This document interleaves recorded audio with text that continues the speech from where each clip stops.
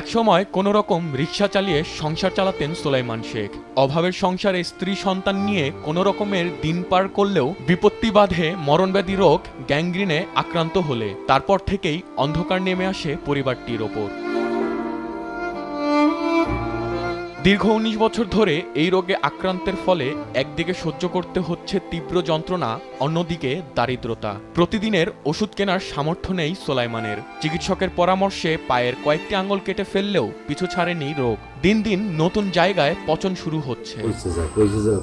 সমস্ত আঙ্গুল পয়সা যায়, আস্তে আস্তে যার পা পছন্দ হওয়ার পর খুলনা যাই, বরিশাল যাই, ঢাকায় যাই, কমতে আসে না। এই অবস্থায় তো এখন আমি 2004 সাল থেকে এখন 2025 সালকে আমাকে এই রোগে ভোগতে আসে।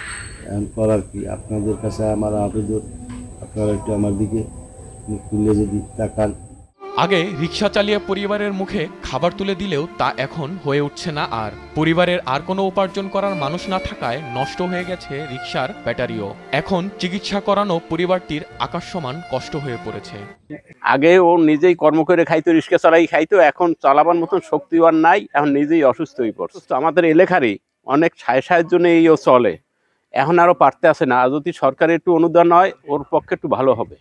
অন্য সব লোক হইলে মনে করেন মানুষের তার চাইতে খয়রাত করতে, কিন্তু উনি এই রাস্তায় যায় নাই। ওনার ও জায়গায় থাকার মতো কোনো জায়গাও নাই। এক পর্যায়ে খুব অসহায় আছে, ওনার সহযোগিতা খুব প্রয়োজন দরকার। পিরোজপুর সদর উপজেলার টোনা ইউনিয়নে বসবাস সুলাইমানের। 2008 সাল থেকে একটি জীর্ণশীর্ণ ভাড়া বাড়িতে স্ত্রী ও 2 মেয়েকে নিয়ে বসবাস করছেন তিনি। বড় মেয়ে কলেজে পড়াশোনা করছে, ছোট মেয়ে 6ষ্ঠ শ্রেণীতে। মেয়েদের পড়াশোনা ও ভবিষ্যৎ নিয়েই এখন সবচেয়ে বেশি দুশ্চিন্তায় আছে পরিবারটি। লংটং সব পয়সা গেছে, 22 বছর আমাকে ভিডিওটা সব নদীতে গেছে। তবু 2 কটা ছিল, তা বিক্রি করছি পাওয়ার জন্য। এখন 2টা মেয়ে পড়ালেখা করাতে পারছি না। বড় মেয়ে নিজে প্রাইভেট পড়িয়ে ডিগ্রিতে পড়ছে, আর ছোট মেয়ে 6-এ পড়ে। যদি আমাদের সাহায্য করে, এখন যদি কটা টাকা পয়সা দেয়, তার জন্য আমার সংসারও বাঁচবে, স্বামীর চিকিৎসাও চলবে।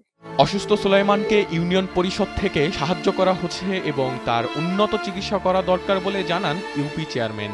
দীর্ঘদিন কয়েক বছর ধরে রোগে আক্রান্ত এবং ও খুবই অসহায় লোক। যেহেতু ইউনিয়ন পরিষদে যেটুকু সম্ভব আমরা চেষ্টা করি, কিন্তু তাতেও আর কোনো ধরনের কোনো হইতেছে না। কিন্তু আমাদের ইউনিয়ন পরিষদ দ্বারা সম্ভব না। আমরা সুলাইমানের এই আর্থিক সহযোগিতার জন্য মাননীয় সরকারের কাছে আমরা আবেদন করছি। সুলাইমানের পাশে সমাজের বিত্তবান সহ সরকারের প্রতি এগিয়ে আসার আহ্বান জানান স্থানীয়রা। সকলের সহযোগিতাই ফিরে পেতে পারে সুলাইমানের স্বাভাবিক জীবন। নয়ন মাহমুদ, নিউজ ডেস্ক, দেশ টিভি।